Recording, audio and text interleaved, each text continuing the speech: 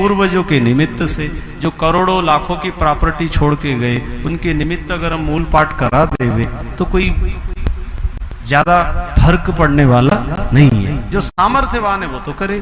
तो इसकी राशि 25,000 रुपये रखी, जिसमें ब्राह्मण की दक्षिणा, उनका ठहरना, भोजन और स्वयं पति पत्नी जोड़े से आवे 25,000 में उनके ठहरने की व्यवस्था, उनके भोजन की व्यवस्था, ब्राह्मण के वस्त्र, उनका भी भोजन और पूजन सामान 25,000 रुपये जमा करना। तो वो नाम भी आप चाहें तो लिखा सकते हैं, अपना मोबाइल नंबर, पता, एड्रेस, ताकि परिवार में सुख शांति हो। दूसरा, गौशाला के निमित्त भी जो वार्षिक सदस्य बनना चाहें तो वो भी अपना नाम, पता, मोबाइल नंबर लिखा देवे। और इस पवित्र आयोजन में प्रतिवर्ष जो होता है, तो इसमें जो वार्षिक सदस्य बनना चाहें माता बहने भाई लोग कि वर्ष में हमें इतना सहयोग करना है, तो समिति को भी बल मिलता है और अपना संपर्क बना रहता है कि हमारा तन मन धन अच्छे कार्य में खर्च होना है। जब ऐसी पवित्र भावना पैदा होती है तो हमारी श्रद्धा और हमारी भक्ति में बल आता है। अच्छी जगह हम जब तन मन धन लगाते हैं तो श्रद्धा बढ़ती है, भक्ति बढ़ती है। तो ये पवित्र आयोजन जो तिरुपति बालाजी में होगा वो 21 जुलाई से 27 जुलाई 2019 तारीख की भी घोषणा हो।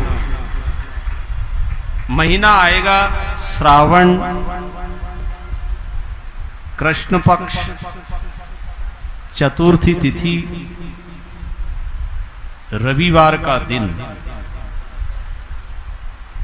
श्रावण बदी चतुर्थी से श्रावण बदी दशमी तक ये कथा तिरुपति बालाजी में होने जा रही है। आप उसकी तैयारी अभी से करें, मन बना लेवे।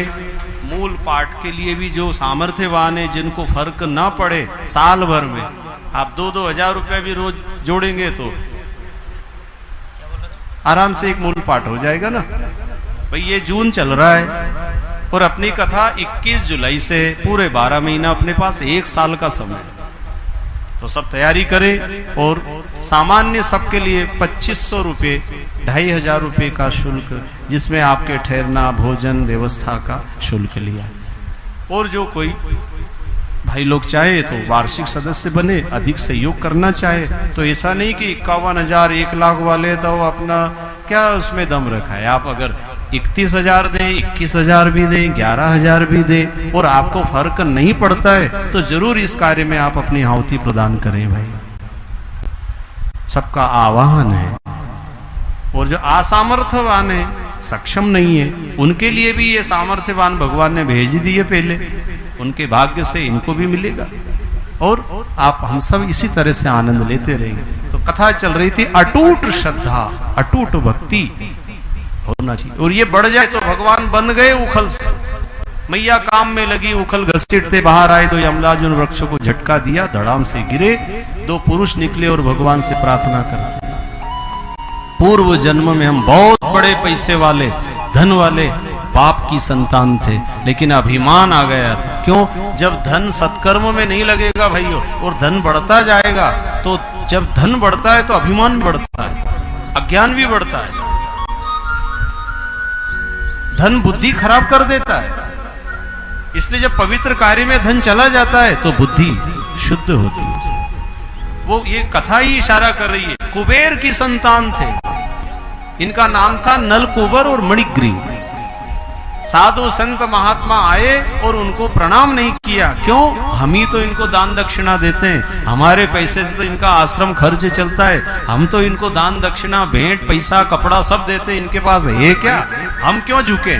खड़े रहे ये झाड़ की तरह, पेड़ की तरह। वो ऋषि समझ गए, उन्होंने श्राप दे दिया, तुम पेड़ की तरह खड़े हो जाओ, पेड़ बन जाओगे, वृक्ष योनि को प्राप्त हो जाओ। वही अमलार्जुन वृक्ष बने। भगवान ने उनका उद्धार करके संसार को प्रेरणा दी। फिर एक उन्नत नाम के सलाहकार आए, उन्होंने कहा यहाँ से वृंदावन चलते। प्रभु वृंदावन जब पहुंचते हैं, उनका नया नाम, बोलो वृंदावन बिहारी लाल की जय। भगवान गोचारण के लिए जाते हैं, मैया को कहते हैं, मैया मैं भी गैया चराने जाऊंगा। जाऊंगा। मैया कहती बेटा जंगल में तो बड़े बड़े राक्षस रहते हैं। माँ तू कहती है ना गैया मैया में सारे देवी देवता है, तो वो सब मेरी रक्षा करेंगे, मैं गाय के साथ ही रहूंगा। और फिर बड़े भैया दाऊ दयाल जी भी है, गोपाल साथ में रहेंगे। माँ को मनाया और यमुना तट के किनारे पहुंचे। वहां क्या देखते, बकासुर नाम का राक्षस बहुत बड़ा शरीर धारण कर। भगवान समझ गए ये कंस का भेजा हुआ खिलौना है। प्रभु पास में गए, बकासुर ने जो सांस खींची कन्हैया को पेट में निकली। प्रभु ने अंदर जाकर जो अग्नि प्रकट करी, बगुले ने बाहर किया। प्रभु ने बाहर आकर चोंच पकड़ के उसे चीर डाला। जैसे ही मरा आकाश से पुष्पों की वर्षा जय जयकार के बनी। भक्तवत्सल भगवान की जय। बकासुर का वध करके प्रभु ने संसार के लोगों को प्रेरणा दी कि बनावटी पना ना रखो, बगला भगत ना बनो, सच्चे बनो। भगवान को बनावट बिल्कुल पसंद है, सच्चे बनो।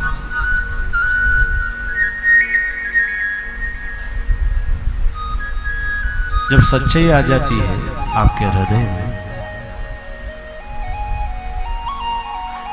भगवान आपके अंतःकरण में प्रेरणा देना शुरू कर देते। आपके भीतर सद्गुण जागने लग जाते हैं। आपके भीतर दया, प्रेम, करुणा, उत्साह, आनंद ये प्रकट होने लगता है। आपके भीतर परिवर्तन शुरू हो जाता है। कथा सुनने के बाद जीवन में असर होना चाहिए। तीर्थ यात्रा के बाद असर होना चाहिए। अगर हमारे जीवन में कोई परिवर्तन नहीं आया, कोई सुधार नहीं आया, इसका मतलब फिर यह है कि हम कहीं ना कहीं दिखावा कर रहे हैं, कहीं ना कहीं हम अपने आप को धोखे में डाल रखे। कथा के बाद जीवन में, व्यवहार में, आचरण में, सोच में, चिंतन में परिवर्तन आना चाहिए। जांच कर। खाली हम तीर्थ यात्रा गए और हमारे जीवन में सुधार नहीं आया, स्वभाव नहीं बदला, तो फिर तो पैसे की बर्बादी है। ऐसे को फिर तीर्थ यात्रा में आना भी नहीं चाहिए, उनको घर ही रहना चाहिए। घर रहेंगे कुछ काम तो करेंगे, पैसा भी बचेगा ना। तीर्थ यात्रा में जाने के बाद अपने दुर्गुण, अपने बुराई, अपने दोष, ये सब धीरे धीरे मिटना चाहिए। आपका कैसा चिंतन था, आप क्या सोचते थे, देखना चाहिए। कथा सुनने के लिए आए, पूरी ईमानदारी निष्ठा से कथा सुन।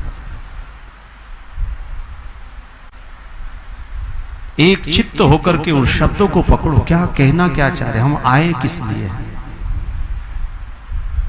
अपनी बुराइयों को देखो, अपनी आदतों में सुधार आना चाहिए।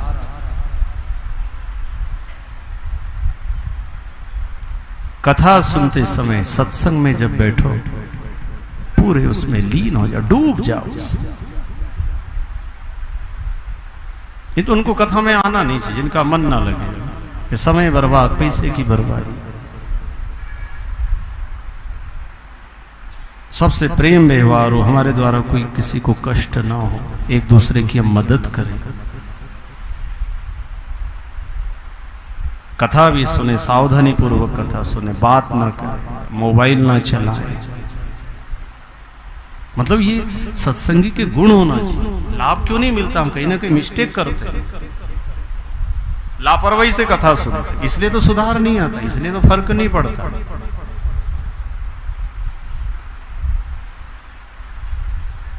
सावधान रहना चाहिए, ये तो नहीं आना चाहिए। कोई कोई दान भी करता, सहयोग करता है तो उसको अभिमान आ जाता, हमने तो इतना पैसा दिया। अरे भैया आपने पैसा दिया तो कोई दुकान पे दिया जो उसके बदले में कुछ लेना चाहते, ये तो सहयोग राशि, आपने दान दे दिया। जो कुछ मिलता खुशी खुशी उसे स्वीकार करो। ये तो उल्टा हो रहा, आपको नुकसान हो जाएगा।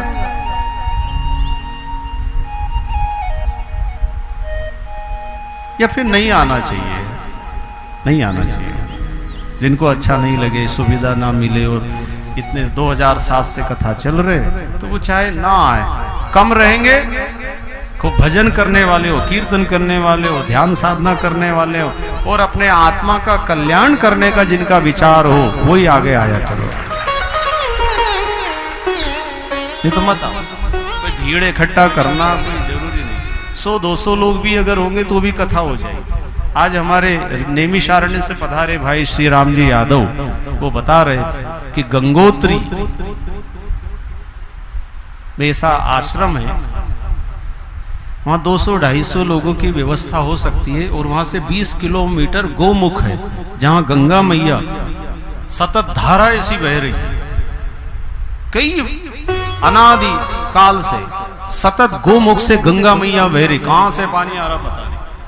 उस जगह पे अगर कथा करेंगे तो 200-250 लोग, तो हमने कहा हम चयन करेंगे, चुनाव करेंगे कौन कौन को ले जाना, वहां भीड़ नहीं रखना, जो आत्म कल्याण चाहे, जो तपस्वी हो, क्योंकि वहां ऋषि मुनि साधु महात्मा ही रहते गंगोत्री में। आएगा कभी समय।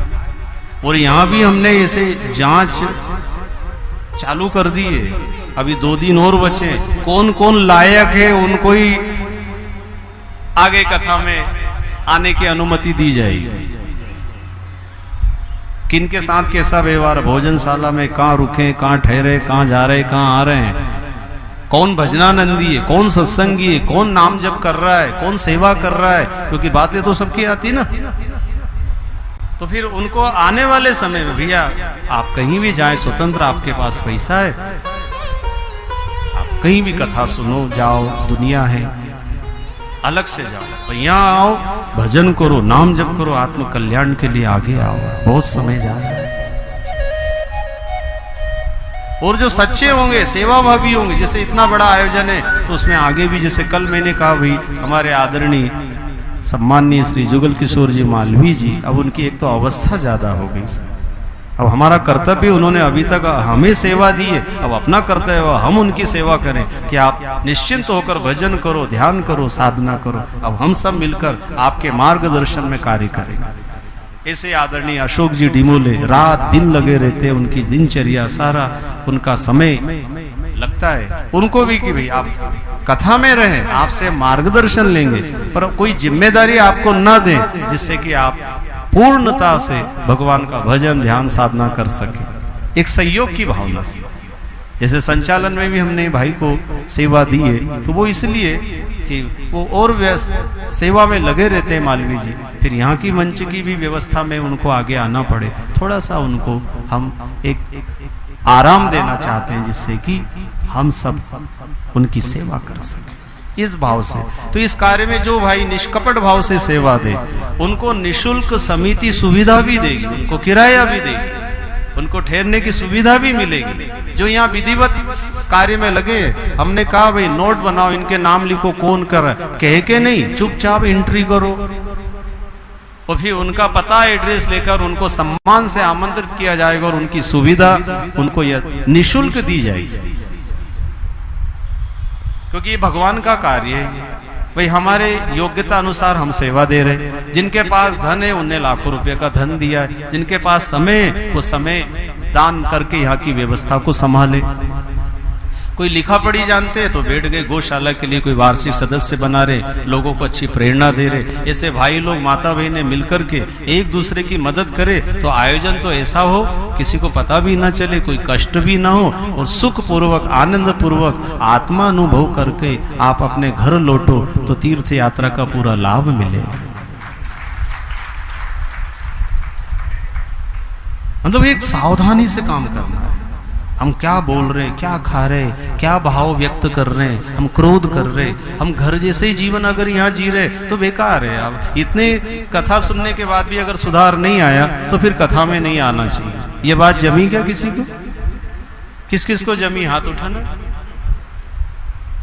भाई किसी में अगर फर्क नहीं पड़ा और आप कह रहे हो हर साल ही ऐसा करे तो फिर भैया अब आप मत आओ। साफ सुथरी बात, क्योंकि कथा में डांट फटकार भी जरूरी है ना, कि मीठी मीठी बात करने से शुगर की बीमारी हो गई, थोड़ी से डांट फटकार भी जरूरी है। कि भाई अपने जीवन का कल्याण करना, अपन कोई पैसा बर्बाद करने आए हैं क्या? ये लाखों रुपया यहाँ दे रहे, 1 लाख रुपया रोज का खर्चा जहां अपन रह रहे हैं, 1 लाख रुपया रोज प्रतिदिन का आपका ही पैसा लगा ना, तो आपको उतना लाभ मिलना चाहिए ना। इसलिए थोड़ी थोड़ी भी अगर बुराइयां अपने जीवन में है तो भाइयों सुधार करिए और अच्छा जीवन जियो। भगवान श्री कृष्ण जी बाल लीला करते हुए बकासुर का अंत किया। बनावटी पना बगला भगत बन करके हम भगवान को नहीं पा सकते। आप दुनिया को बेवकूफ बना सकते हो पर भगवान को नहीं बना सकते। इसलिए हम सब भगवान से ऐसी प्रार्थना करें कि प्रभु ये संसार सागर में हम सब आए हैं तो हम सबको ऐसे भीतर से भाव बन जावे कि मारे प्रभु चरणन की लगन लागी, मारे प्रभु चरणन की लगन लागी, मारे प्रभु चरणन की लगन लागी, मारे प्रभु चरणन की लगन लागी, मारा हृदय में ज्योत जलन लागी,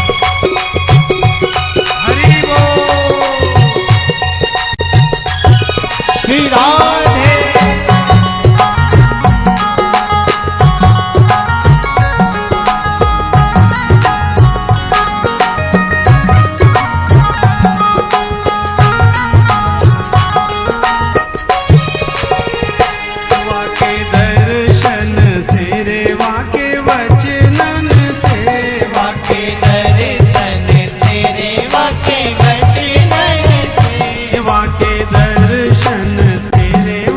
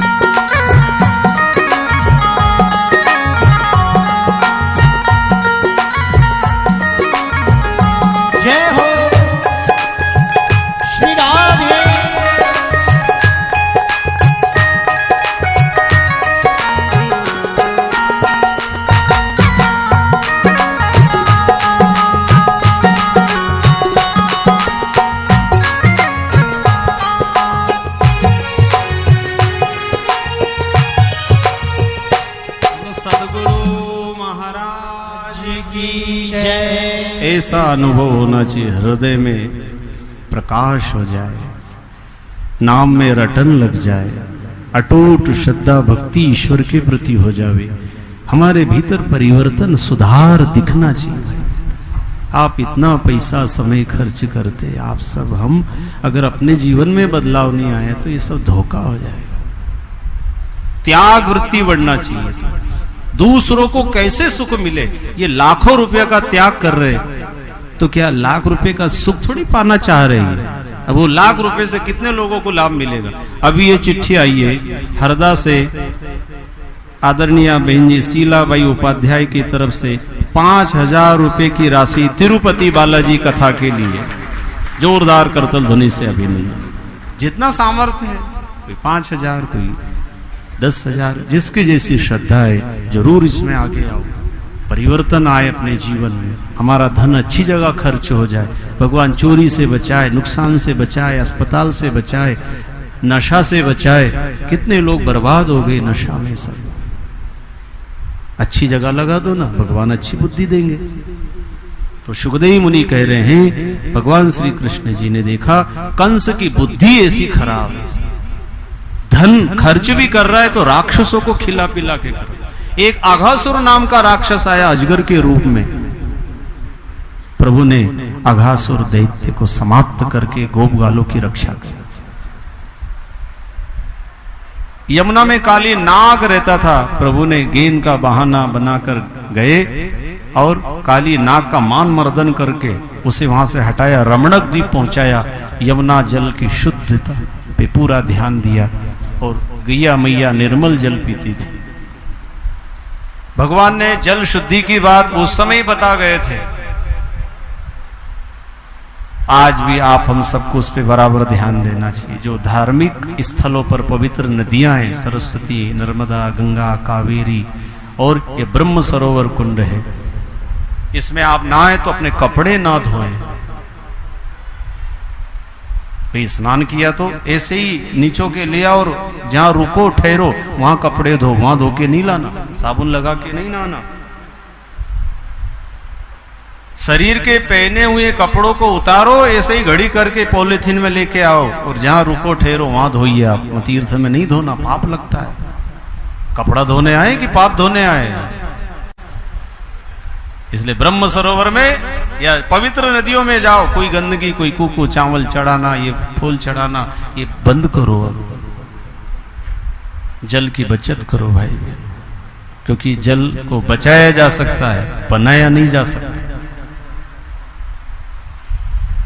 बचाया जा सकता है। इसलिए अपने घरों में जहां भी जाओ जल की बचत करो, व्यर्थ ना बहाओ। और पवित्र नदियों में जगह जगह पर बांध बनने लगे भाई बहन, इसलिए पानी की कमी है। जो बचा है उसको शुद्ध रखो, साफ रखो। भगवान ने जल शुद्धि की बात बताई। जल में पैसा भी ना डालो कि भाई बहन पैसा डाल देते हैं। ब्रह्म सरोवर में तुम 5-10 रुपया डालो, सिक्का डालो, पैसा चढ़ाओ, वो पैसा तो बेकार पानी में पड़ा रहेगा, उसका उपयोग क्या है? इसलिए जल में पैसा ना फेंको। आप सब तो नहीं फेंकते ना कि हुई गड़बड़ कहीं? हाँ, वैसे हम हर जगह कथा में संदेश देते हैं कि जल में पैसा ना डालो, उसके बजाय आप कोई मछली को कुछ खाने को डालो आटा, या फिर आसपास जो कोई वहाँ जरूरतमंद है उनको आप सामग्री दो, पैसा भी मत दो। किनारे पता नहीं वो पैसे से अगर कोई नशा करे, जुआ सट्टा लगाए तो आप दोषी माने जाओगे। खाने की चीज दे दो, स्वदेशी वस्तु, पतंजलि का बिस्किट का पैकेट दे दो, दूसरी कंपनी के मत दे देना, ये तो दोष लगेगा। विदेशी कंपनी का सामान नहीं बांटना, स्वदेशी भारत की बनी हुई वस्तुओं को आप प्रयोग में लाइए और दूसरों को भी वो प्रदान करें। तो जैसे मूर्ति विसर्जन है, फूल सामग्रियां हैं, बिलपत्र है, श्रावण में 1 महीना अभिषेक चला और बोरा भर के जो ले गए नर्मदा मैया में, ना अब नहीं ले जाना। फिर क्या करें भैया इस सामग्री का? हवन की भस्म है, अगरबत्ती की भस्म है, या जवारे है, मिट्टी है, मूर्तियां हैं, पूजा का सामान निकले, इसका क्या करें? आप गड्ढा खोद के कहीं गाड़ दो, किसी पेड़ के नीचे डाल दो, खेत में बिखेर दो, जंगल में किसी के हाथ पहुंचा दो, जंगल में पड़ा रहे, पानी में तो मत डालो। कौन कौन को बात समझ में आ गई? आई नहीं आई? सबको आ गई? पक्का? तो यहीं से शुरुआत करना। देखो जिन जिन को समझ में आ गई वो चिट्ठी भेज रहे। क्या? तिरुपति बालाजी के कथा के लिए आदरणीय बहन जी श्री कविता जी गौर इटारसी 11,000 रुपए की राशि प्रदान करना चाहते हैं। साथ ही हमारे खिरकिया से पधारे आदरणीय श्री गोविंद राम जी सारण, श्रीमती गायत्री जी सारण, खिरकिया वालों ने 11,000 रुपए का दान बालाजी तिरुपति कथा के हेतु एवं मूल पाठ के लिए 25,000 रुपए का भी इन्होंने संकल्प लिया है। जोरदार करतल ध्वनि से इनका अभिनंदन। बहुत अच्छा संकल्प, भगवान ने इनके हृदय में प्रेरणा दी, क्योंकि सत्कार्यों में भाई बहनों अपनी कथा ही वहीं से शुरू हुई थी। अच्छे भाव, अच्छे विचार, अच्छे संकल्प महान बना देते हैं। हम और जगह खर्च को रोक करके भैया वहां तिरुपति बालाजी में लगाएंगे तो बचत हो जाएगी। इसी तरह से 11,000 रुपए की राशि प्रेम नारायण जी शर्मा एडवोकेट अनूपपुर वालों की ओर से जोरदार करतल ध्वनि से इनका भी अभिनंदन। और आज गोवर्धन पूजा भी है तो विशेष प्रसाद की व्यवस्था और सब गोवर्धन पूजा में अपना यथायोग सहयोग प्रदान किया है। यहाँ इस्कान मंदिर के भाई लोग आए हैं जो गीता जी का स्टॉल लगाया है। जिनको गीता प्राप्त करना हो तो जरूर यहाँ से, भगवान की जन्मभूमि है ये, गीता की जन्मभूमि, यहाँ से आप गीता जरूर लेकर के जाएंगे। अब ये चिट्ठी तो बहुत सारी भैया, अभी अपने को कथा भी करना है। तो परमधाम गौशाला के लिए धनराशि कितने? 1500 रुपए। श्रीमती काशीबाई, श्री गंगाराम जी पटेल रसूलिया होशंगाबाद, इनकी ओर से 1500 रुपये। श्री गंगाराम जी परते जी 500 रुपये।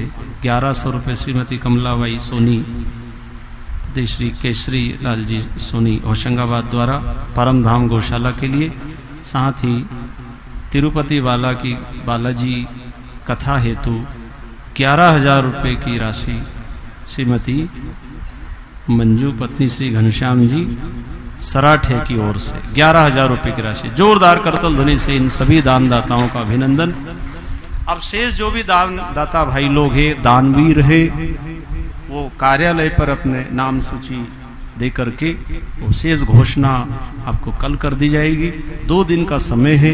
हम सब मिलकर इस पवित्र अनुष्ठान में भाई बहन, भीड़ इकट्ठा करना मकसद नहीं है, जिंदगी को हम किस तरह सफल बना सके ये हमारे मन में भाव। और तीर्थ में रह के अनुष्ठान, तपस्या, 7 दिन तक का कोई ऐसा व्रत लो, जाप करो, और बड़े बड़े लोगों के साथ छोटे लोगों को भी ये लाभ मिलता है। सबसे बड़ा फायदा ये है भाई, अलग से छोटा लोग कहाँ जाए बेचारे, कहाँ रुके। भोजन अगर करो तो 100 रुपये तो भोजन में लगे, कमरा लो तो 500 रुपये कमरे वाले को देना पड़ता है। इसलिए हम सब सामूहिक रूप से इस आयोजन में अपना तन मन धन अवश्य लगावे। सुखदेव मुनि सम्राट परीक्षित जी को कहते हैं, भगवान जी ने एक बार जंगल में आग लगा हुआ देखा, आग को अग्निपान करके गोपाल गाय की रक्षा करी। ब्रह्मा जी ने एक बार गाय बछड़ों का हरण करके परीक्षा लेना चाहा। भगवान की परीक्षा नहीं ली जाती, भगवान जी की प्रतीक्षा की जाती। प्रतीक्षा करो, धैर्य रखो, जरूर मिलेंगे। प्रतीक्षा करिए, आप परीक्षा ना करो भगवान मेरा काम करते कि नहीं करते। तो ब्रह्मा जी ने गाय बछड़े ग्वाल वाल का हरण किया। वो भोजन लीला में प्रभु ने जब देखा, भगवान जी ने दूसरे बना दिए। ब्रह्मा को जब पता चला ये तो दुनिया बनाने वाले परमात्मा है, जिन्होंने मुझे भी बनाया है, मैं माया के कारण पहचान नहीं सका।